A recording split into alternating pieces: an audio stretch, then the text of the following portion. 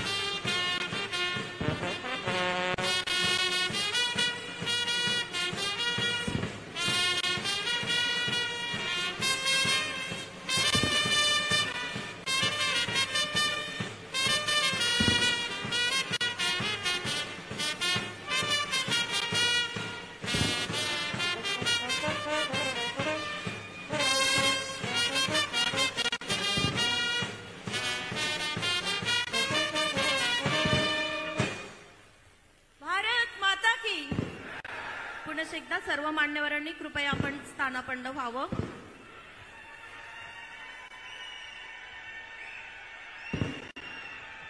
या परळी वैजनाथ मतदारसंघाचे लोकप्रिय आमदार आणि या जिल्ह्याचे सन्माननीय पालकमंत्री, महाराष्ट्र राज्याचे कर्तव्यदक्ष मंत्री माननीय धनंजयजी मुंडे साहेब, मी आपणास विनंती करते की आपण महाराष्ट्र राज्याचे सन्माननीय मुख्यमंत्री एकनाथजी शिंदे साहेब यांचं या ठिकाणी सन्मान करावा, स्वागत करावं, सत्कार करावा। जिथे जातीय धार्मिक व्यवस्थेला माननीय पालकमंत्री श्री धनंजयजी मुंडे साहेब आपणास सहर्ष आमंत्रित करते। महाराष्ट्र राज्याचे कर्तव्यदक्ष मुख्यमंत्री श्री एकनाथजी शिंदे साहेब ज्यांच्या संकल्पनेत शासन आपल्या दारी समस्त महाराष्ट्रभर यशस्वीपणे सुरू आहे, त्या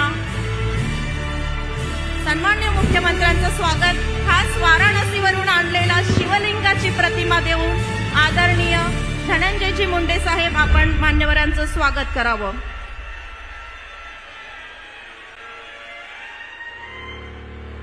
यासोबतच पुन्हा एकदा पालकमंत्री महोदयांना विनंती, म्युझिक सन्माननीय उपमुख्यमंत्री श्री देवेंद्रजी फडणवीस साहेब यांचं देखील वाराणसीवरून थेट बीड नगरीत आलेल्या या अतिशय सुंदर चांदीची शिवलिंग प्रतिमा भेट देऊन माननीय आणि तुम्हा सगळ्यांचे लाडके पालकमंत्री श्री धनंजयजी मुंडे साहेब आपण स्वागत करावं। जोरदार टाळ्यांनी स्वागत करूया महाराष्ट्र राज्याचे उपमुख्यमंत्री श्री देवेंद्रजी फडणवीस साहेब। यानंतर महाराष्ट्र महाराष्ट्र राज्याला कुशल प्रशासक म्हणून उपमुख्यमंत्री श्री अजितदादा पवार यांची परिचय, तेव्हा आपल्या कुशल प्रशासकीय कामाला आव्हान देत आणि त्याचं काम संपूर्ण तळागाळातल्या लोकांपर्यंत पोहोचविणारे महाराष्ट्र राज्याचे कर्तव्यदक्ष उपमुख्यमंत्री श्री अजितदादा पवार यांचं देखील सन्माननीय पालकमंत्री श्री धनंजयजी मुंडे साहेब आपण शॉल, श्रीफळ आणि वाराणसीवरून अतिशय देखणी आलेली या चांदीच्या प्रतिमा देऊन, शिवलिंग देऊन आपण स्वागत करावं।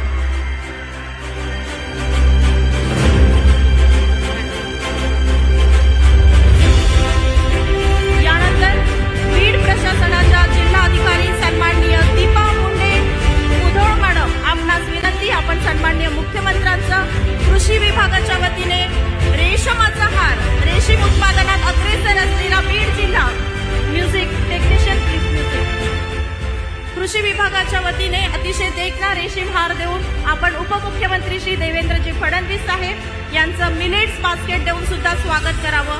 अतिशय महत्त्वाचं भेटवस्तू देऊन महाराष्ट्र राज्याचे उपमुख्यमंत्री श्री अजितदादा पवार, सन्माननीय श्री अजितदादा पवार यांचं देखील कृषी विभाग निर्मित रेशीम हार देऊन आपण स्वागत करत आहोत। यासोबत विचारपीठावरील सर्व मान्यवरांचं स्वागत सन्माननीय मुख्य कार्यकारी अधिकारी जिल्हा परिषद बीड श्री पाठक सर आपण उपस्थित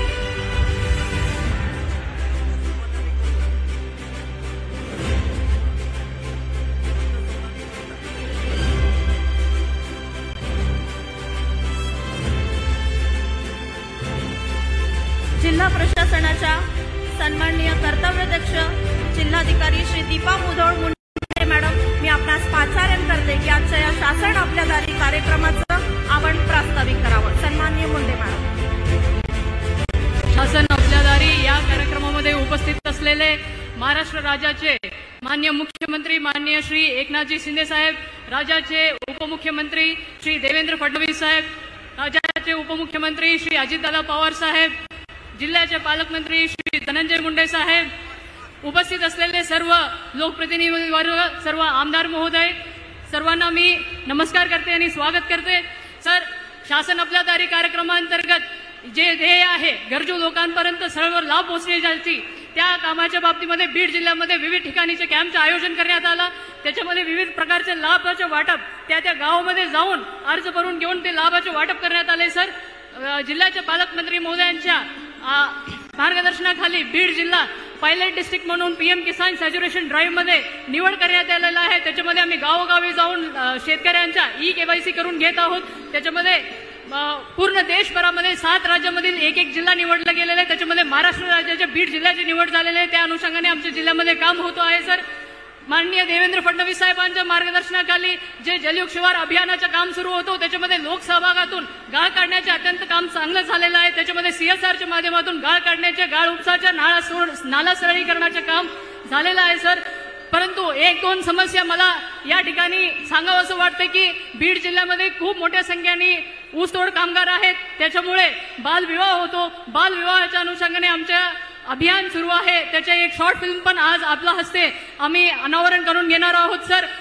शासनाचे वेळोवेळी आलेले निर्देश, त्याचप्रमाणे जलजीवन मिशन असू दे किंवा रोजगार हमी योजनेचे काम, 16,000 वैयक्तिक सिंचन विहिरीचे काम महाराष्ट्र राज्यामध्ये बीड जिल्हा अग्रेसर त्या कामामध्ये आहे। सर, तसेच गायगोठा असू द्या, अजून जेव्हा आपण समस्या मांडतो, समस्या मांडण्याच्या ऐवजी मला एक असं सांगावंसं वाटतं सर, महाराष्ट्र राज्यामध्ये बीड जिल्ह्यामध्ये रेशीम लागवड अत्यंत अग्रेसर आहे। त्याच्यामध्ये जे काही टोटल उत्पन्न आहे त्याच्या 25% वाटा फक्त बीड जिल्ह्याचा आहे। सर, रोजगार हमी योजनेच्या माध्यमातून, त्याच्या कन्व्हर्जन्सच्या माध्यमातून रेशीम लागवडमध्ये 4,500 शेतकरी रेशीम लागवड करतात।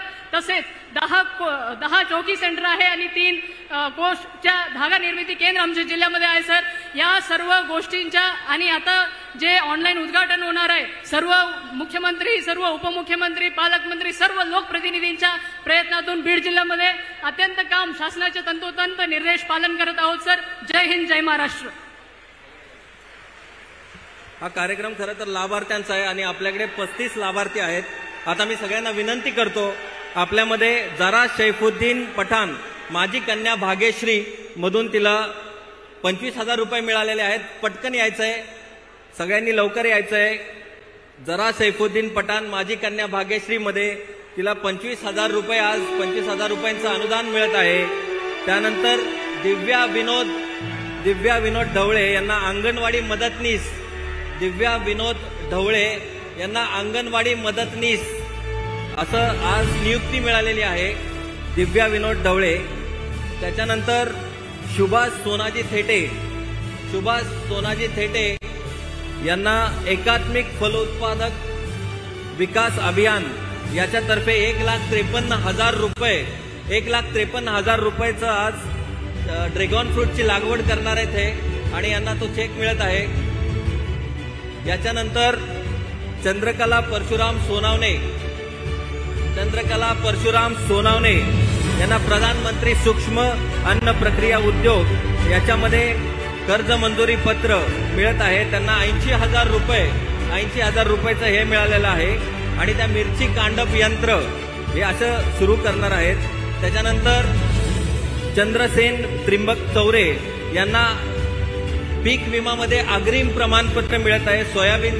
सोयाबीनचं 5,666 रुपये पीक विम्याचं अग्रिम प्रमाणपत्र आज त्यांना मिळत आहे. 1 रुपयात त्यांनी पीक विमा घेतलेला होता. त्यानंतर शिवाजी श्रीमंत खरबाट यांनी FPO फार्मर प्रोड्युसर ऑर्गनायझेशन मध्ये, यांच्यासाठी जोरदार टाळ्या होऊन जाऊ द्या मित्रांनो, 1,16,30,000 रुपये, 1,16,30,000 रुपये याचं एवढं अनुदान त्यांना मिळत आहे. आणि याच्यातून हे गोडाऊन सुरू करणार आहेत.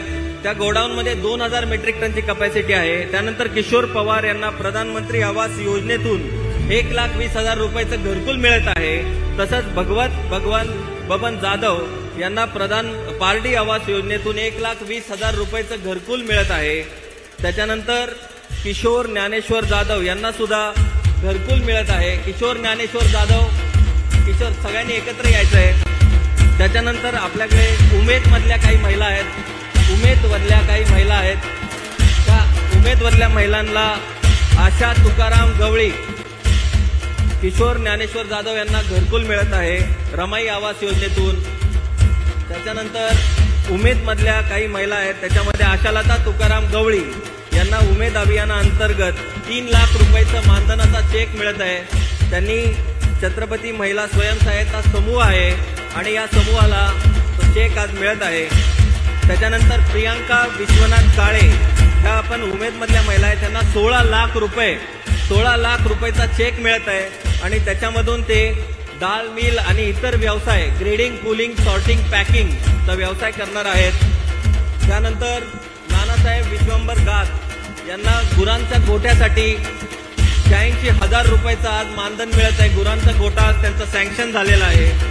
त्यानंतर सोमा सेवा जाधव यांना अहिल्यादेवी सिंचन विहीरमध्ये 4 लाख रुपये मिळत आहेत. ते आता स्वतःची विहीर काढणार आहेत. 4 लाख रुपयाचं मानधन आज मिळत आहे, त्यामुळे त्यांची विहीर होणार आहे. त्यानंतर रणजित बाबूराव लोंढे हे ऊसतोड कामगार आहेत, आणि ऊसतोड कामगार ओळख प्रमाणपत्र हा पहिला जिल्हा आहे जे ऊसतोड प्रमाणपत्र पहिल्यांदाच देत आहे. जोरदार टाळ्या होऊन जाऊ द्यात मित्रांनो. आता यांना सगळ्या योजना मिळतील. ऊसतोडी कामगारांच्या सगळ्या योजना ते पात्र झालेत. त्यानंतर सचिन सहदेव घरात यांना कुसुम योजनेतर्फे 3 HP पंप मिळणार आहे. कुसुम योजना खूप महत्वाची योजना आहे. त्यानंतर श्याम शरद माटे यांना मुख्यमंत्री रोजगार निर्मिती योजना याच्यामधून 13,50,000 रुपयाची झेरॉक्स मशीन त्यांनी घेतली आहे, आणि त्यांना आता व्यवसायाला खूप मोठा सपोर्ट मिळणार आहे. त्यानंतर केशव गवणे यांना वैयक्तिक कर्ज व्याज परतावा योजना मधून ट्रॅक्टरची चावी, यांना एक ट्रॅक्टर आज मिळत आहे. ट्रॅक्टरची चावी आज मिळत आहे. 2.4 लाख रुपये एवढी सबसिडी त्यांना मिळालेली आहे. त्यानंतर नागेश लक्ष्मण रडे यांना कुणबी प्रमाणपत्र मित्रांनो फक्त 6 दिवसामध्ये आणि 50 रुपये देऊन त्यांना शासनाने एकदम फास्ट पद्धतीने कुणबी प्रमाणपत्र दिलेलं आहे. त्याच्यानंतर सुधाकर लक्ष्मण निश्चल हा अपंग असून याला कॉमन सर्व्हिस सेंटर मधून मिळत आहे, तसं ते प्रमाणपत्र आज मिळत आहे कॉमन सर्व्हिस सेंटरचं. त्यानंतर सिंधुबाई रामकिशन जगदाळे यांना सलोखा योजनामधून सातबाराचा उतारा आणि महादेव अर्जुन देवराडकर यांना कुंभार प्रमाणपत्र आज मिळत आहे, त्यांची ओळखपत्र आज त्यांना मिळत आहे। यामुळे त्यांना वेगवेगळ्या योजना मिळणार आहेत।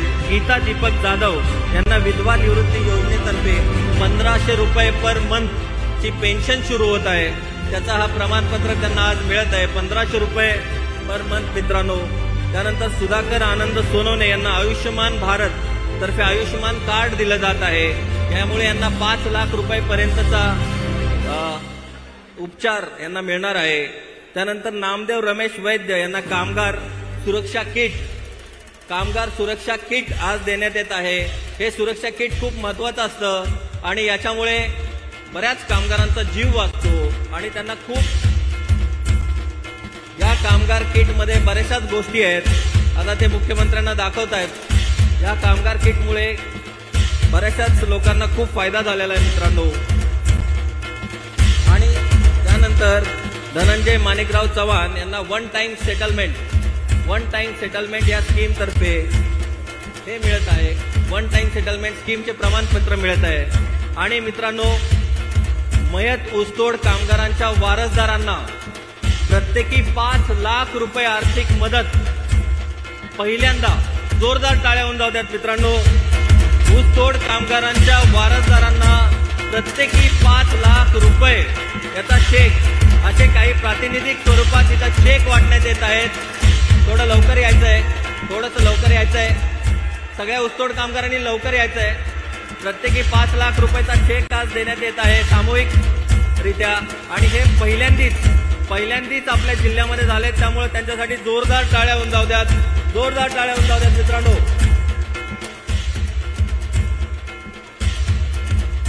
ऊसतोड कामगारांना प्रत्येकी 5 लाख रुपये त्यांच्या वारसदारांना त्याचे चेक वाटप आज होत आहे आणि हा शेवटचा लाभ आहे आता आपला इथला।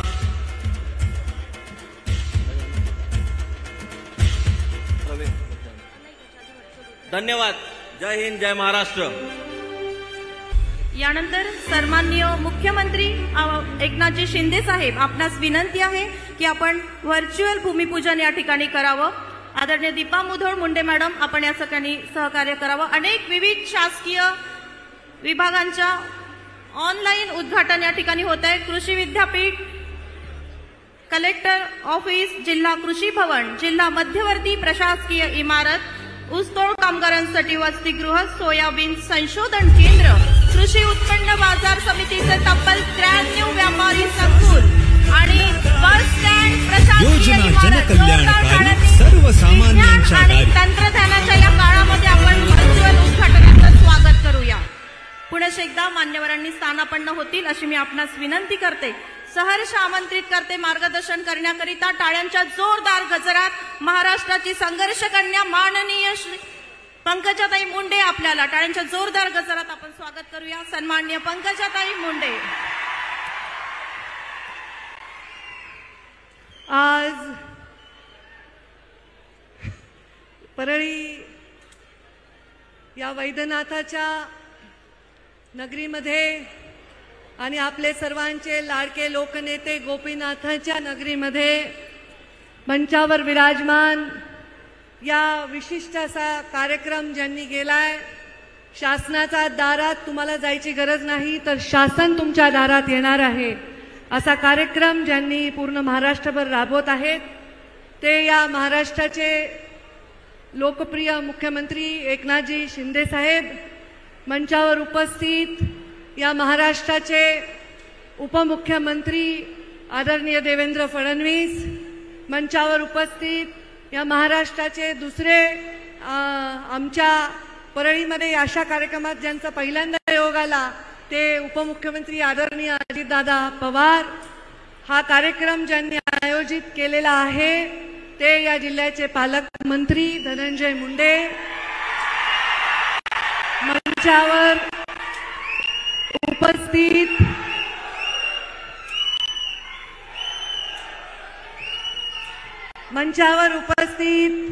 आमदार मी प्रकाशदादा सोळंके, आमदार नमिता मुंदडा, आमदार आजबे काका, आमदार लक्ष्मण पवार, तीनही पक्षातील विविध जिल्ह्याचे पदाधिकारी, या बीडच्या कलेक्टर मुदोळ मुंडे मॅडम, उपस्थित सर्व अधिकारी आणि समोर उपस्थित या सरकार आपल्या दारी या कार्यक्रमात ज्यांना लाभ सरकारी योजनांचा मिळालेला आहे असे आणि या तीनही नेत्यांवर, चारही नेत्यांवर प्रेम करणारे, चारही नेत्यांवर प्रेम करणारे सर्व इथे आलेले पंचक्रोशीतील वडीलधारी मंडळी, युवा बांधव आणि माता भगिनींनो, मी इथे या मंचाकडे जेव्हा बघत होते मला फार उकाडा होत होता, मला खूप गरम होत होतं. म्हणलं आता डिसेंबरच्या महिन्यामध्ये एवढी गरमी का होत आहे. मग माझ्या लक्षात आलं की शिंदे, पवार आणि फडणवीस तिघही एका मंचावर हे परळीच्या या कार्यक्रमाला आलेले आहेत. त्याहीपेक्षा थोडा पारा जास्त गरमीचा वाढलाय, कारण धनंजय मुंडे आणि पंकजा मुंडे सुद्धा एका मंचावर दिसत आहेत. मला मीडियाने विचारलं, मला अरे खुर्च्या कुठे घेऊन चाललात तुम्ही. मला मीडियाने विचारलं की ताई या कार्यक्रमामध्ये तुम्ही आला ते प्रमुख आकर्षण आहे का. मी म्हणलं मी या कार्यक्रमामध्ये या मंचावर जे सर्व कोणी विधानसभा सदस्य, कोणी सुरेश धस माझ्या मागे बसल्यामुळे मला चिठ्ठी नाही हातामध्ये, हे 3 जिल्ह्याचे आमदार आहेत, काय छोटे मोठे आमदार नाही, 3 जिल्ह्याचे आमदार आहेत. उपस्थित सर्व मान्यवर आणि माझ्या या मंचावर जे सगळे बसलेले आहेत त्यामध्ये संविधानिक असा कुठलाही माझा रोल तिथे नाही. पण या जिल्ह्याची 5 वर्ष पालकमंत्री म्हणून काम करत असताना, या राज्याच्या 4 मंत्रालयाचा आणि नंतर 2 मंत्रालयाचा कारभार काम करत असताना, या बीड जिल्ह्याची आणि या परळी मतदारसंघाची सेवा करत असताना एक मनापासून इच्छा होती की ज्या वैद्यनाथाला स्पर्श करून आपण दर्शन घेतो, आपलं विष वैद्यनाथाला देऊन त्याचं अमृत घेऊन जातो, त्या वैद्यनाथाचा तीर्थक्षेत्राचा विकास व्हावा आणि पूर्ण देशातून येणाऱ्या लोकांना इथे सोय व्हावी. तेव्हा देवेंद्र फडणवीस मुख्यमंत्री असताना, सुधीर भाऊ मुनगंटीवार अर्थमंत्री असताना या योजनेचा आम्ही कुठेतरी बीजारोपण केलं, पण काही कारणाने ते पुढे जाऊ शकली नाही. मी धनंजयचं अभिनंदन करते की ही योजना आता आपल्या 3 वर्ष कोविड होतं, अनेक सत्तांतर असतील, अडचणी असतील, राजकीय अडचणी असतील, याच्यानंतर हे काम आता पुढे जाईल. यामध्ये त्याला जवळपास 286 कोटी रुपयाचा निधी आहे. मी सगळ्या निधी वाचून दाखवणार नाही कारण ते मंत्री महोदय आपापल्या भाषणामध्ये सांगतील, पण मी एवढंच सांगेन की अत्यंत चांगलं काम या माध्यमातून व्हावं अशी इथल्या अधिकाऱ्यांनी, मंत्र्यांनी आणि सर्वांनी दखल घेऊन ही काळजी करावी, कारण या वैद्यनाथाचा आशीर्वाद आपल्याला नेहमी लाभलेला आहे. मी या मंचावर अजून एक कामासाठी आले, ते म्हणजे खासदार प्रीतम मुंडे आलेले नाहीत कारण त्या अधिवेशनामध्ये दिल्लीला आहेत, तर मी त्यांची प्रतिनिधी म्हणून सुद्धा इथे आलेली आहे. मी या परळीची कन्या म्हणून देखील इथे आलेली आहे आणि या परळीचा विकास व्हावा यासाठी कोणत्याही मंचावर विकासासाठी जाण्याची माझी तयारी आहे आणि हे दाखवण्यासाठी एक चांगला संदर्भ, एक चांगला संस्कार करण्यासाठी राजकारणामध्ये हा मंच आहे असं मला वाटतं. माझ्या राजकारणाच्या जीवनामध्ये जेव्हा मी पालकमंत्री देखील होते तेव्हा कधी जात पाहिली नाही, धर्म पाहिला नाही, पक्षही पाहिला नाही, दुसऱ्या पक्षाच्या लोकांनाही कधी त्रास दिला नाही आणि कधी कुठल्याही प्रकारचा द्वेष मनामध्ये ठेवला नाही. एवढंच कारण होतं की या जिल्ह्याच्या लोकांचं कर्ज माझ्या डोक्यावर आहे, धनंजयच्या पण डोक्यावर आहे, कारण आमच्या डोक्यावर ज्यांचा आशीर्वाद आहे त्या मुंडे साहेबांना तुम्ही सतत प्रेम दिलंय, सतत त्यांची मान वर ठेवली आहे आणि त्यामुळे ते ऋण आम्ही फेडतोय. आमची पुढची पिढी फेडेल, त्यांची पुढची पिढी फेडेल, तरी ते ऋण फेडणार नाही, एवढं मोठं ऋण आहे आणि तो विकास तुमच्या पदरात देणं हे आमचं कर्तव्य आहे.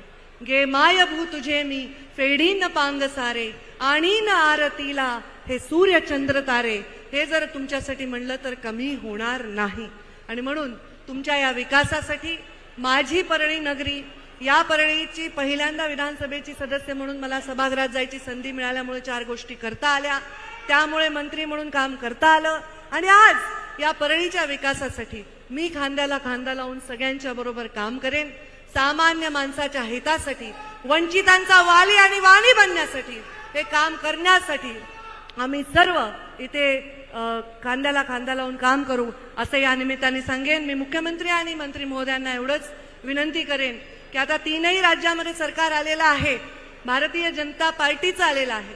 त्या राज्यांमधल्या काही अशा योजना आहेत, जसं मध्य प्रदेशची लाडली बहिणा योजना आहे, तिथलं ओबीसीच्या आरक्षणाचा विषय जसा त्यांनी मार्गी लावला, हे जर विषय आपण मार्गी लावले तर हे लोक आपल्याला दारात परत यायची, सरकार आपल्या दारीची गरज पडणार नाही, दारात येऊन आशीर्वाद देतील, दारात येऊन आपल्याला परत संधी देतील असं यावेळी मी आत्मविश्वासाने सांगते.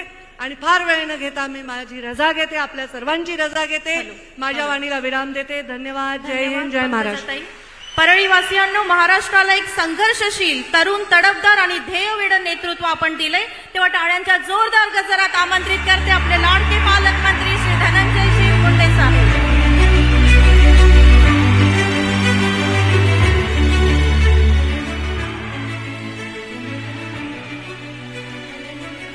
शासन आपल्या दारी या कार्यक्रमाच्या निमित्तानं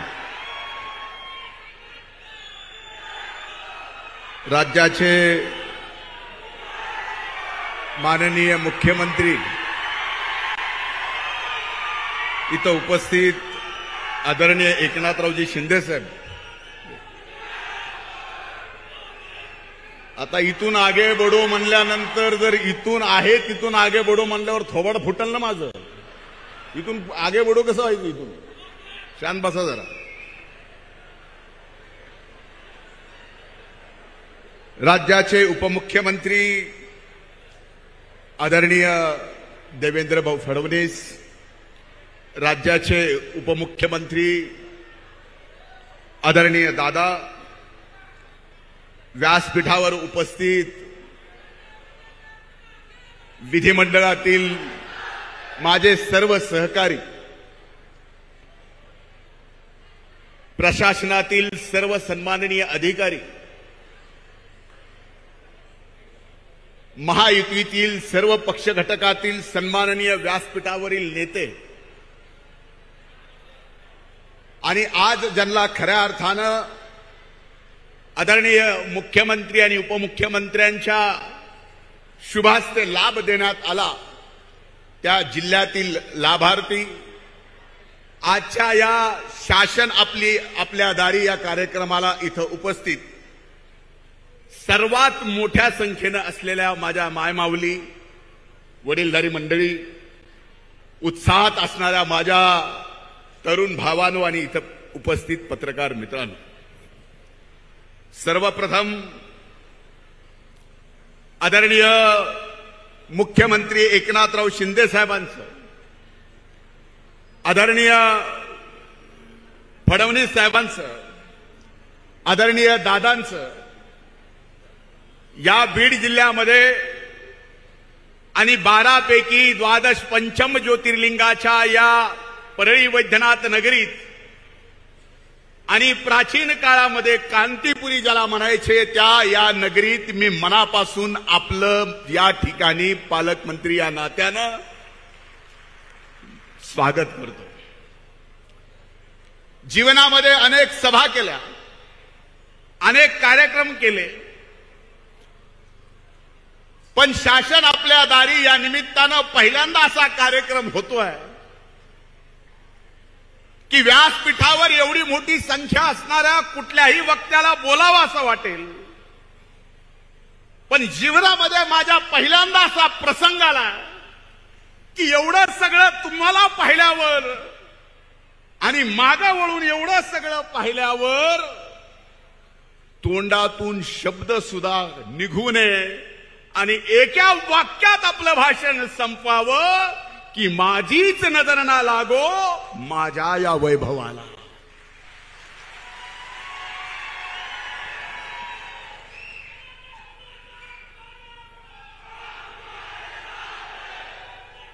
माननीय मुख्यमंत्री महोदय स्वतः दारात आले. आज बीड जिल्ह्यातल्या 36,000 लाभार्थ्यांना प्रत्यक्ष लाभ दिला, पण या तिघांमुळं बीड जिल्ह्याच्या इतिहासात एवढा निधी कधीही आला नाही. ते 1400 कोटी रुपयाच्या निधीचं आज या बीड जिल्ह्याच्या मातीत विकास कामाच्या रूपानं भूमिपूजन केलं, 1400 कोटी रुपये दिले, त्याबद्दल मी मनापासून आपले आभार मानतो।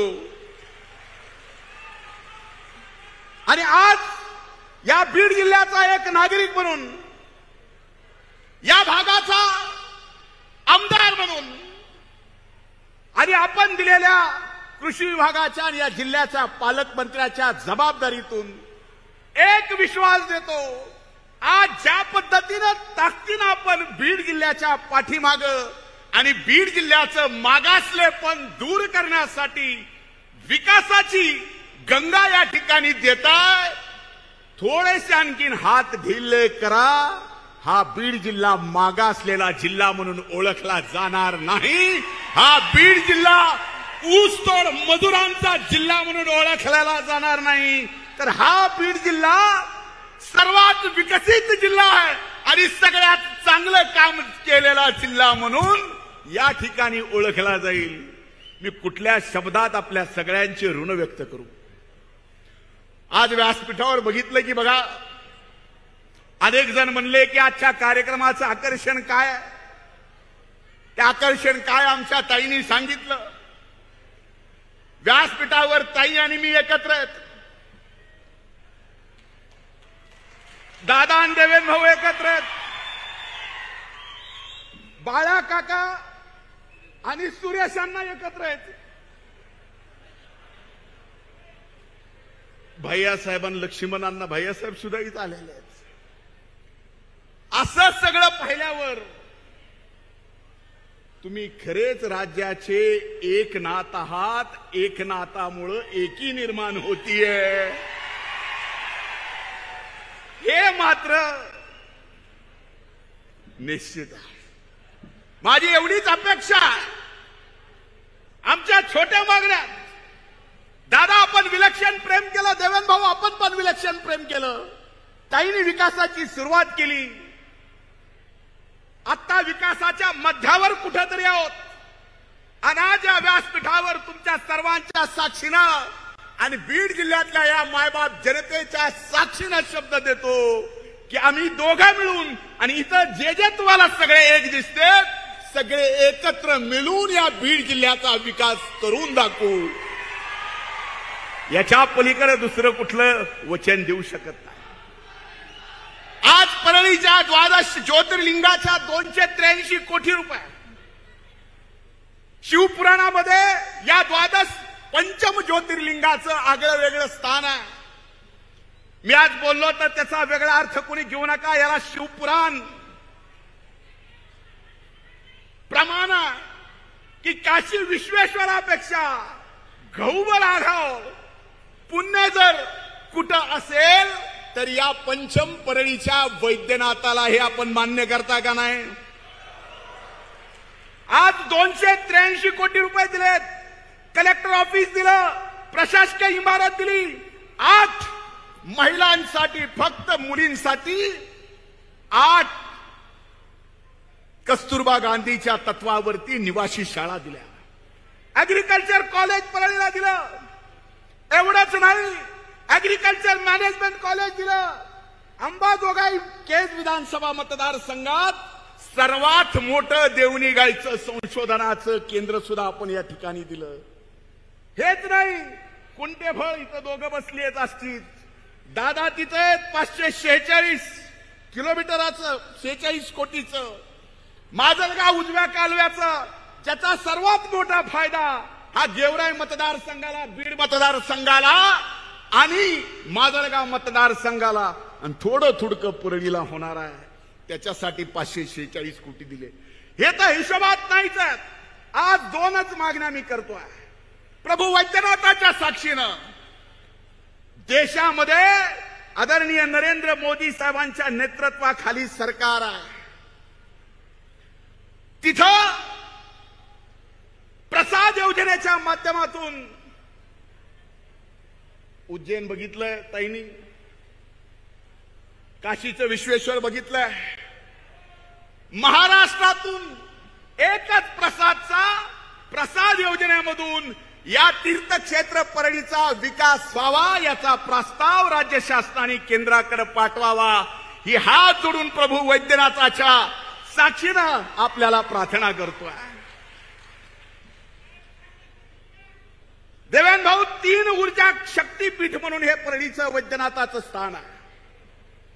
एक ऊर्जा निर्मिती केंद्र आहे, रेल्वे स्टेशन आहे, प्रभू वैद्यनाथाचा शक्तीपीठ आहे। आता MIDC कमी होती, ती MIDC सुद्धा दिली। आदरणीय शिंदे साहेबांना माझी विनंती आहे, कोकणात परवा दिवशी तुम्ही कोका कोला नेला, आम्हाला फॅन्टा तरी इथे MIDC द्या।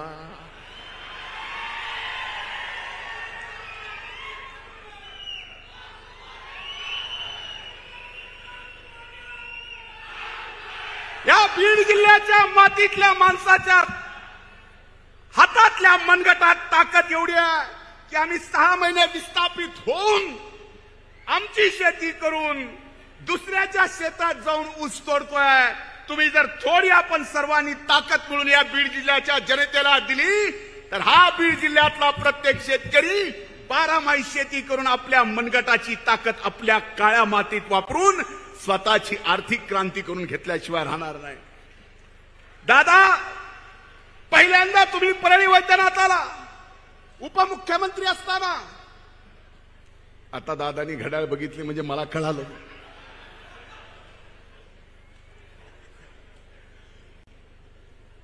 देवेंद्र भाऊ तुम्ही मुख्यमंत्री आणि ताई पालकमंत्री असताना या परळीसाठी जे दिलं, आता थोडस का काकणभर आगाव सीएम साहेब आपण सुद्धा दिलं।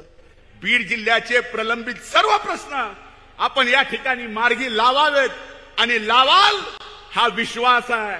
आता 3 राज्याचा निकाल लागला।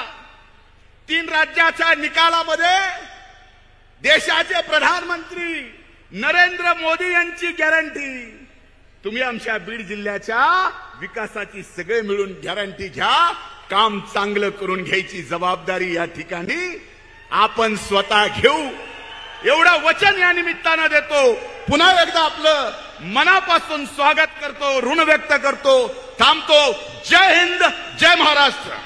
धन्यवाद। यानंतर आमंत्रित करते सन्माननीय उपमुख्यमंत्री अजितदादा पवार आपल्याला। आजच्या कार्यक्रमाला उपस्थित असणारे महाराष्ट्राचे लाडके मुख्यमंत्री एकनाथरावजी शिंदे, मंत्रिमंडळातील आमचे उपमुख्यमंत्री देवेंद्रजी फडणवीस, पालकमंत्री धनंजय मुंडे, पंकजाताई मुंडे, प्रकाशदादा सोळंकी, लक्ष्मणराव पवार, बाळासाहेब आजबे, सुरेश धस, नमिताताई मुंदडा, माजी आमदार भीमराव धोंडे, संजय दौंड, मधुसूदन केंद्रे, राष्ट्रवादीचे अध्यक्ष राजेश्वर चव्हाण, शिवसेनेचे सचिन मुळूक, कुंडलिक खांडे, भाजपचे राजेंद्र मस्के, बहुजन विकास मोर्चाचे बापूराव पोटभरे, पापा मोदी, डॉक्टर योगेश क्षीरसागर, वाल्मिक कराड, जयसिंग सोळंके, अजय मुंडे, वैजनाथ सोळंकी, बाजीराव धर्माधिकारी, रमेश अडसकर, अशोक डग, अनेक राजकीय पक्षाचे मान्यवर इथं उपस्थित आहेत। ते सर्व विविध राजकीय पक्षाचे उपस्थित असणारे आजी माजी पदाधिकारी, शासनाचे IG, विभागीय आयुक्त, जिल्हाधिकारी, पोलीस अधीक्षक, मुख्य कार्यकारी अधिकारी, शासनाचा विविध खात्याचा उपस्थित असणारा अधिकारी वर्ग, माझ्या बीड जिल्ह्याच्या कानाकोपऱ्यातून आलेले सगळे लाभार्थी, सगळे प्रतिष्ठित नागरिक, ग्रामस्थ, पत्रकार मित्र, बंधू भगिनींनो आणि माझ्या तरुण मित्रांनो जरा उशीर झाला। खरं तर हा कार्यक्रम बऱ्याच दिवसापूर्वी होणार होता, पण सतत काही ना काही महत्वाचे कामं निघायची आणि त्याच्यामुळे कार्यक्रम पुढे ढकलला जायचा। आता देखील उद्याच्याला डॉक्टर बाबासाहेब आंबेडकरांच्या महापरिनिर्वाण दिनाच्या निमित्तानं चैत्यभूमीला जाऊन सकाळी मुख्यमंत्र्यांना आम्ही सगळेजण तिथं दर्शन घेणार आहोत आणि तिथून नागपूरला जाणार आहोत, कारण परवा दिवशीपासून अधिवेशन आहे। हिवाळी अधिवेशन म्हणून जे आपण ओळखतो ते नागपूरला होत आहे आणि त्याच्यामुळं कार्यक्रम घ्यायचा नाही घ्यायचा त्याच्यामध्ये धनंजयला बरंच काही मिरवणूक काढायची होती, इतर कार्यक्रम घ्यायचे होते, पण सकाळी एक राज्यपाल महोदयांनी शालेय शिक्षण विभागाचा कार्यक्रम घेतला, तिथं मुख्यमंत्र्यांना जाणं क्रमप्राप्त होतं, त्यामुळे थोडासा उशीर झाला। हवामान बदललंय, ह्या दिवसामध्ये कधी गारपीट पाऊस आपण डिसेंबरमध्ये बघितला नव्हता। परंतु ग्लोबल वॉर्मिंगचं संकट आलंय, चक्रीवादळ आलंय, आंध्र प्रदेश, तामिळनाडू, इथं तेलंगणा त्याचा झटका बसलेला आहे आणि त्याच्यामुळं राज्य सरकार ह्या सगळ्या गोष्टीची नोंद घेत आपल्या बळीराजाला मदत झाली पाहिजे अशा प्रकारची भूमिका आहे आणि त्याच्यातूनच एकनाथराव शिंदेंच्या मनामध्ये कल्पना आली, महायुतीच्या सरकारच्या मनात कल्पना आली, शासन आपल्या दारी, लोकांना हेलपाटे मारून द्यायचे नाही. जे काही केंद्र सरकारच्या योजना असतील, राज्य सरकारच्या योजना असतील, ते आमच्या लाभार्थीच्या दारामध्ये जाऊन त्याला तिथं द्यायच्या. आत्ताही आपण त्याचा प्रात्यक्षिक त्या ठिकाणी बघितला. अनेकांना आपण लाभार्थ्यांना लाभ देण्याचा प्रयत्न केला. करोडो लोकांना आपण आतापर्यंत लाभ दिलाय. अजूनही महाराष्ट्रातल्या इतर जिल्ह्यामध्ये त्या ठिकाणी जायचंय. आज इथे येत असताना 12 ज्योतिर्लिंगापैकी एक असलेल्या परळीच्या प्रभू वैजनाथाच्या ऐतिहासिक पवित्र भूमीत शासन आपल्या दारी या निमित्तानं अभियानाच्या महायुतीचं संपूर्ण शासनच खऱ्या अर्थाने आज बीडकरांच्या दारी आलेलं आहे. मी आपल्या सगळ्यांचं या निमित्तानं स्वागत करतो. प्रभू वैजनाथाच्या चरणी नतमस्तक देखील होतो. इथली पवित्र भूमी अनेक मोठ्या मोठ्या मान्यवरांच्या नावाची भूमी म्हणून ओळखली जाते. ही भूमी देवदैवतांची भूमी आहे, संत महात्म्यांची भूमी आहे, महापुरुषांची भूमी आहे, भगवान श्री कनकालेश्वरांची भूमी आहे, श्री खंडेश्वरीची, तसंच मन्मथ स्वामींची, विमलनाथांची अशा प्रकारची भूमी आहे. अंबेजोगाईच्या आपल्या योगेश्वर देवीची भूमी आहे, कुलस्वामीची सटवाई देवीची भूमी आहे आणि 12 ज्योतिर्लिंगापैकी ज्याचा उल्लेख धनंजयने आपल्या भाषणामध्ये केला त्या परळीच्या प्रभू वैजनाथाची भूमी आहे, दासोपंत महाराजांची भूमी आहे. त्याच्यामुळे या समस्त देवदेवतांच्या चरणी मी वंदन करतो आणि बीड जिल्ह्याच्या महाराष्ट्राच्या विकासासाठी काम करत असणाऱ्या ह्या महायुतीच्या सरकारला बळ दे असं साकडं देखील आपल्या सर्वांच्या साक्षीनं मी या ठिकाणी देवतांच्या चरणी त्या ठिकाणी घालतो. मित्रांनो, आपल्या इथं जसं वेगवेगळ्या देवदेवतांची मी नावं घेतली तशाच पद्धतीनं आपल्या ही सगळी भूमी ही त्या ठिकाणी आपल्याला माहिती आहे श्री संत भगवान बाबा आणि श्री संत जगतमित्र नागा या संतांना देखील मी नमन करतो. आज वेळ आमच्याकडे कमी आहे. मुख्यमंत्री उपमुख्यमंत्र्यांना मार्गदर्शन करायचंय. अनेक काही मुद्दे इथं काढलेले आहेत. खरं तर इथं ज्यावेळेस आम्ही संभाजीनगरला मधल्या काळामध्ये आपल्या एकंदरीत मराठवाडा मुक्ती संग्रामाला 75 वर्ष झाली, त्याच्यामध्ये चांगला कार्यक्रम दिला. 60,000 कोटीचा कार्यक्रम मुख्यमंत्र्यांनी आणि या महायुतीच्या सरकारने दिला. आत्ताच मी प्रकाशरावांशी बोलत होतो. आपल्या इथं पाण्याचा प्रश्न आहे, त्याच्यामध्ये समुद्राकडे जाणारं पाणी हे नाशिक आणि त्या भागातनं माझ्या नाथसागरमध्ये कसं येईल, तिकडच्याही लोकांचं भागेल आणि माझ्या इथल्या शेतकऱ्यांनाही मदत होईल. माझ्या इकडच्या भागातलं माजलगाव धरण असेल, इतर धरणं असतील, त्यालाही पाणी मिळेल अशा प्रकारची योजना ह्या सरकारने आखलेली आहे. त्या योजनेला देखील मुख्यमंत्र्यांनी मान्यता दिलेली आहे. जलसंपदा मंत्री म्हणून देवेंद्रजींनी त्याच्यामध्ये लक्ष घातलेलं आहे. मित्रांनो, एकंदरीतच काम करत असताना आज तुम्ही व्यासपीठावर बघितलं असेल, थोडंसं वेगळं चित्र तुम्हाला पाहायला मिळतंय. मी आपल्याला सगळ्यांना सांगतो, ह्या निमित्तानं महाराष्ट्राला सांगतो, कुणीच राजकीय जीवनामध्ये कायमचं शत्रू नसतं, कायमचं मित्र नसतं. ही गोष्ट लक्षात घ्या. आपल्या इथं युगपुरुष छत्रपती शिवाजी महाराजांनी आपल्याला एक आदर्श आपल्या पुढे निर्माण केलेला आहे. शाहू फुले आंबेडकरांच्या विचारधारा घेऊन आम्ही सगळे पुढे चाललेलो आहे. इथं विचारधारा वेगवेगळ्यांच्या वेगवेगळ्या असतील, परंतु शेवटच्या माणसाला मदत झाली पाहिजे. इथला सर्वांगीण विकास झाला पाहिजे. सर्वसामान्य माणसाला वाटलं पाहिजे की हे शासन माझ्याकरता काम करतंय. ही भूमिका एकनाथरावांच्या सतत मनामध्ये असते आणि त्या पद्धतीनं आम्ही पुढे जाण्याचा प्रयत्न करतो. मित्रांनो, अनेक वेगवेगळ्या प्रकारचे प्रश्न आहेत. त्याच्या संदर्भामध्ये हे प्रश्नाचा ओहापोह करत असताना आपल्याला हेही माहिती आता हेलिकॉप्टरमध्ये उतरत असताना इकडच्या भागामध्ये आल्यानंतर चारी बाजूचे झालेले चांगले रस्ते दिसून येत आहेत. काही रस्त्यांची कामं चालली. येताना देखील माजी मुख्यमंत्र्यांची उपमुख्यमंत्र्यांची चर्चा चालू होती. पंकजाताई पण तिथं ऐकत होत्या की केंद्राचे नरेंद्र मोदींच्या नेतृत्वाखाली जे सरकार अतिशय सक्षमपणे काम करत आहे त्याचा प्रत्येकाच्या 4 राज्यांच्या निवडणुकीच्या निकालावरून उभ्या भारताला आला. आणि आज भारत देश पुढे झाला पाहिजे. त्याच्यामध्ये देशामध्ये नाही तर जगामध्ये भारताची शान मान वाढली पाहिजे. भारताची अर्थव्यवस्था मजबूत झाली पाहिजे. आपण $5 ट्रिलियन पर्यंत पोहोचलं पाहिजे. त्याच्यामध्ये महाराष्ट्र $1 ट्रिलियन असला पाहिजे. अशा प्रकारे आम्ही सगळेजण काम करतोय. त्याच्यामध्ये विरोधाला विरोध करून काही चालणार नाही. आणि म्हणून राष्ट्रवादी काँग्रेस पक्षाने मधल्या काळामध्ये देशाचे नेते नरेंद्र मोदींच्या आपण भरभक्कम पाठिंबा दिला पाहिजे. अशा प्रकारचे नेतृत्व सारखं सारखं त्या ठिकाणी मिळत नाही. आणि त्याच्यामुळं ह्या नेतृत्वाला आपण अधिक पाठबळ दिलं पाहिजे. ह्याच उद्देशाने आम्ही मधल्या काळामध्ये या सरकारमध्ये आलो. कधी कधी बातम्या येतात की यांच्यात मतभेद आहेत. विरोधकांच्याकडे आज कुठलाही मुद्दा राहिलेला नाही आणि त्याच्यामुळे काही पण बातम्या काही पण कंड्या उठवण्याचं काम करतात. आम्ही सगळेजण अतिशय एकोप्याने सर्व जाती धर्माला कसं आपल्याला बरोबर घेऊन जाता येईल. आज महाराष्ट्रामध्ये त्या आपल्याला माहिती आहे जाती जातीमध्ये वेगवेगळ्या मागण्या आहेत. सकल मराठा समाजाची आहे, माझ्या धनगर समाजाची आहे, माझ्या आदिवासी समाजाची आहे, माझ्या ओबीसी समाजाची आहे. जरूर डॉक्टर बाबासाहेब आंबेडकरांनी संविधानाच्या माध्यमातून हा अधिकार प्रत्येकाला दिलेला आहे. तुम्ही तुमच्या मागण्या रास्त पद्धतीनं कायदा हातामध्ये न घेता मागू शकता.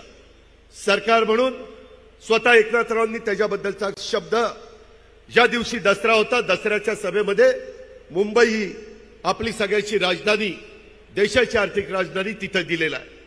त्याच्याबद्दल कमिटी नेमलेली आहे. त्याच्याबद्दल अभ्यास चाललेला आहे.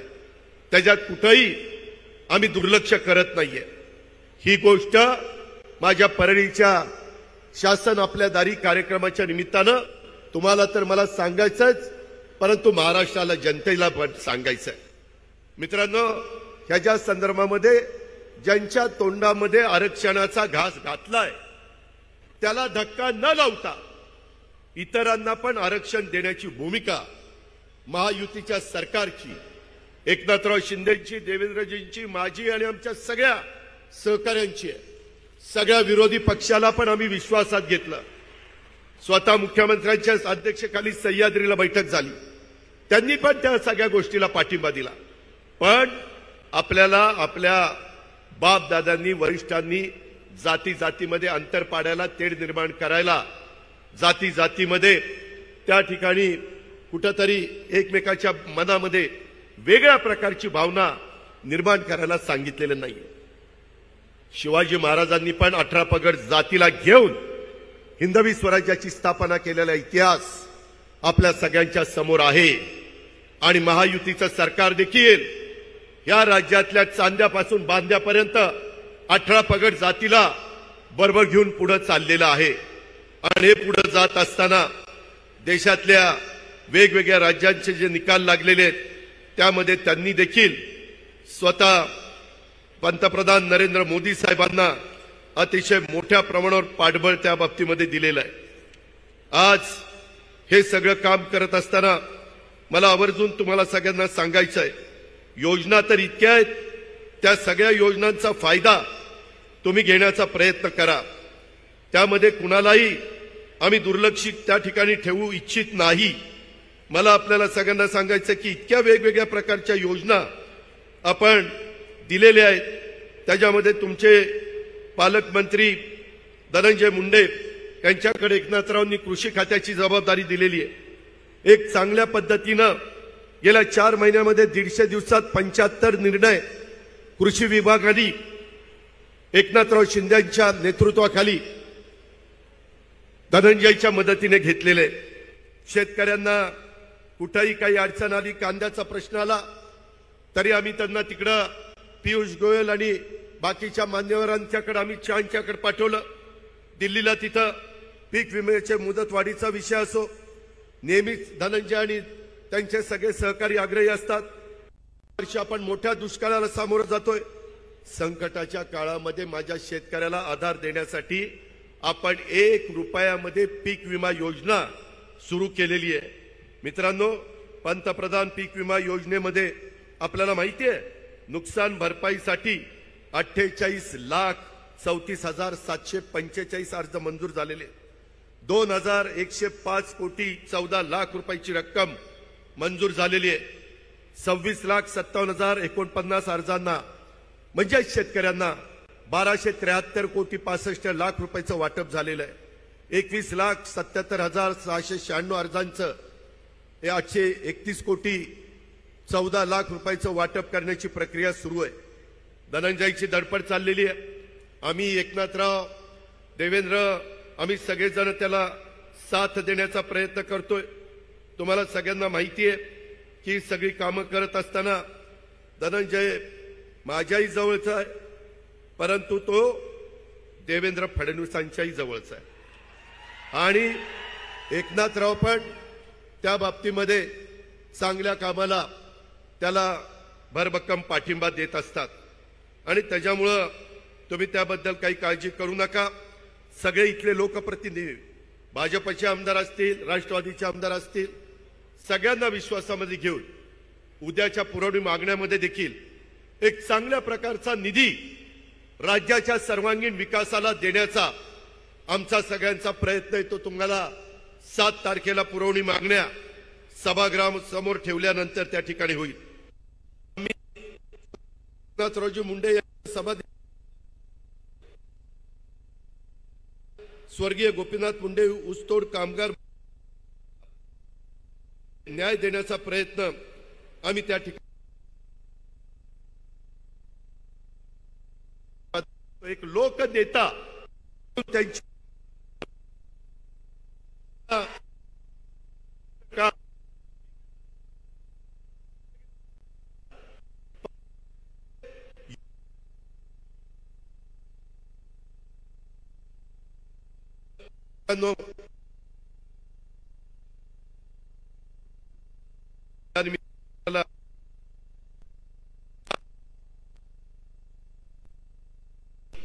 महाराष्ट्राचा विकास होतोय. कालच नौदल दलाच्या निमित्तानं दौऱ्यावर होते.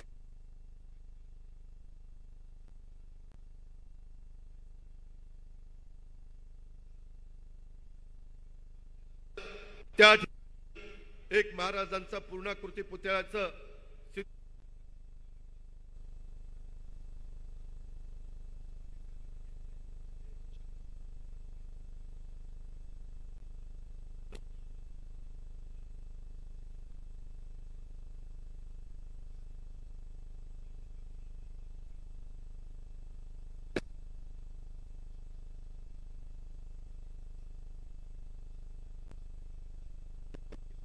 मनामध्ये महाराष्ट्राच्या विकासासाठी आता केंद्र सरकारची जोड मिळालेली आहे.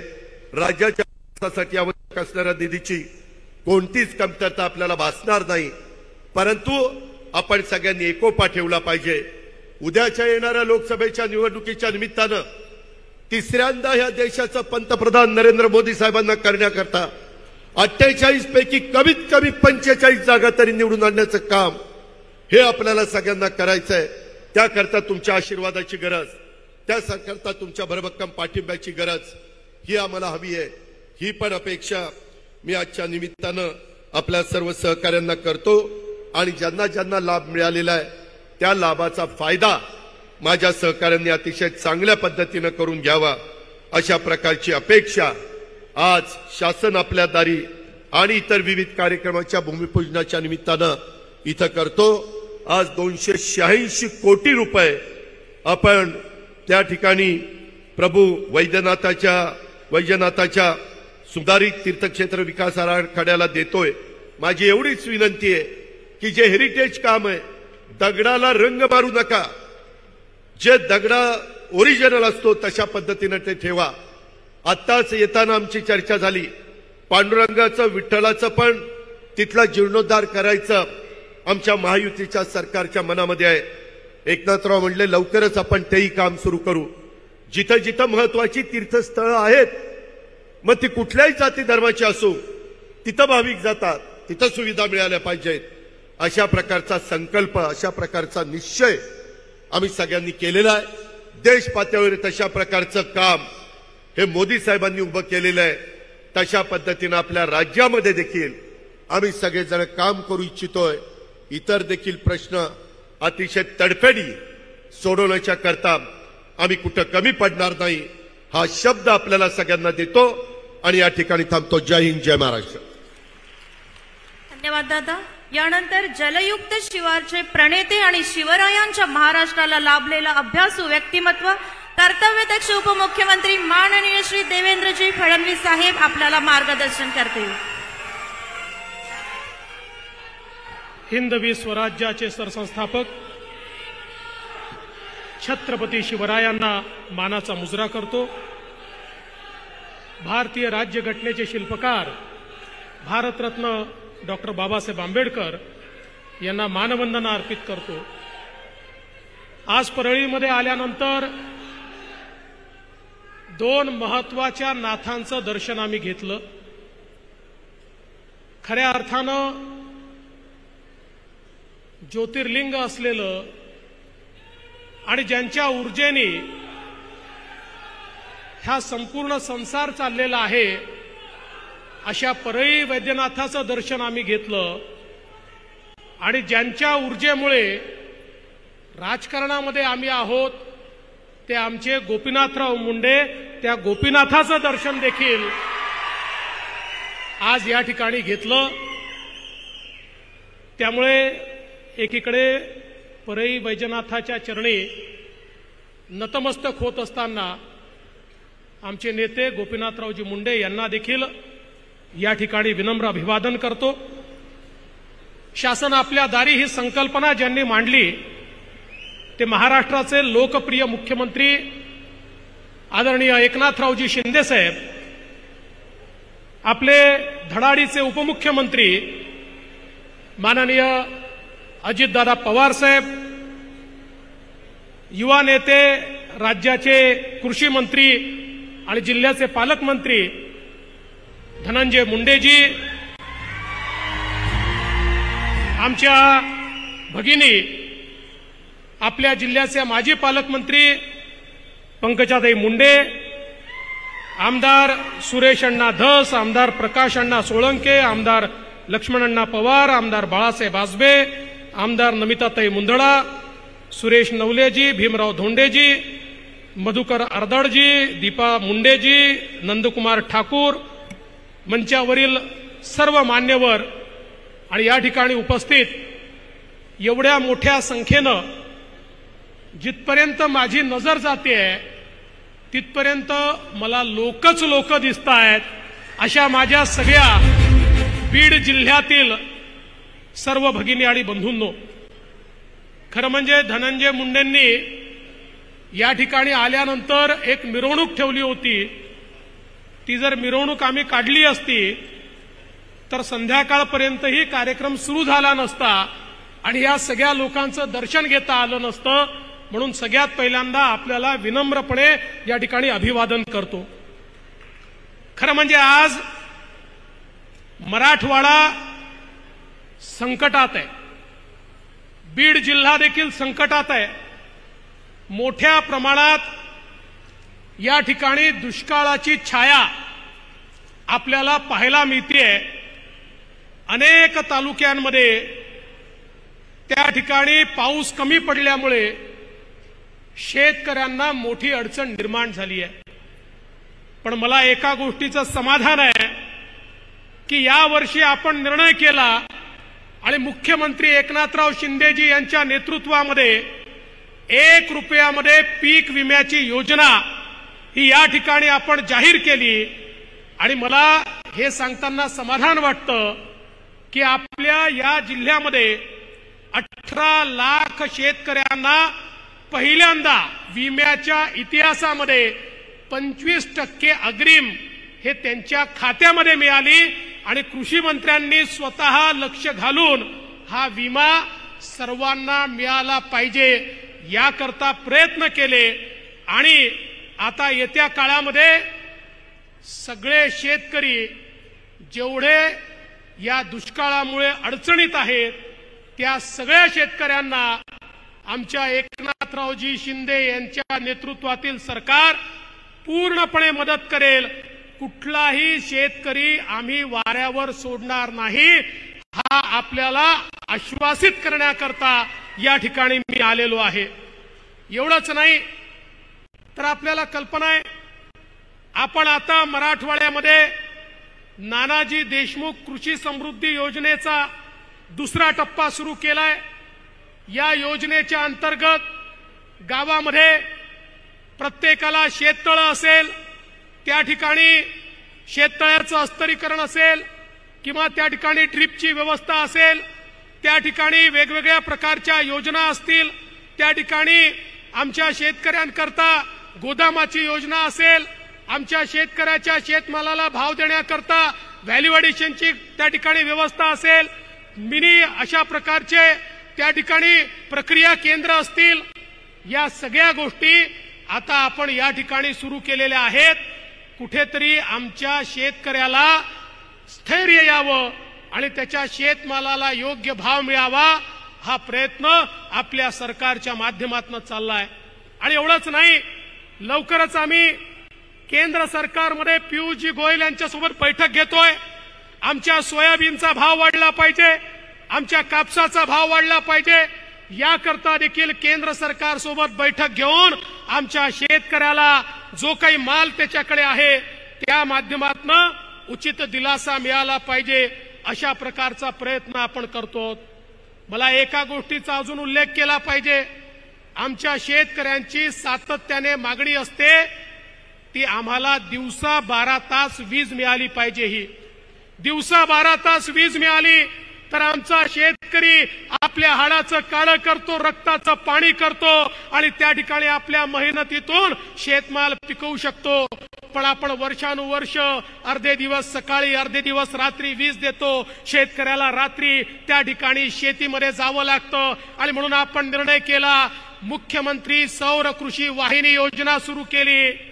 आता या योजनेच्या अंतर्गत कृषी वाहिनी आपण सोलरवर करतोय आणि या माध्यमातून आमच्या शेतकऱ्यांना दिवसा 12 तास अखंडित वीज ही 365 दिवस आपण देण्याचा निर्णय घेतला।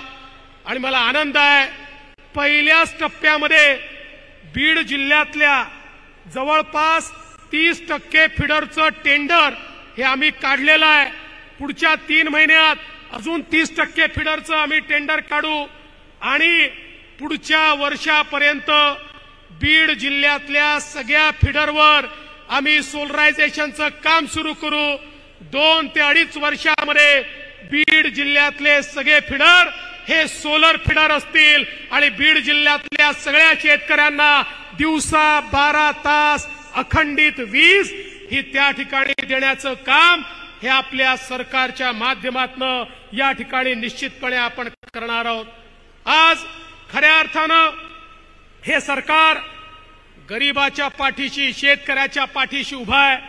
मगाशी पालकमंत्र्यांनी उल्लेख केला की या ठिकाणी कृष्णा मराठवाडा योजना खुंटेफळची योजना या सगळ्या योजनांना चालना मिळाली।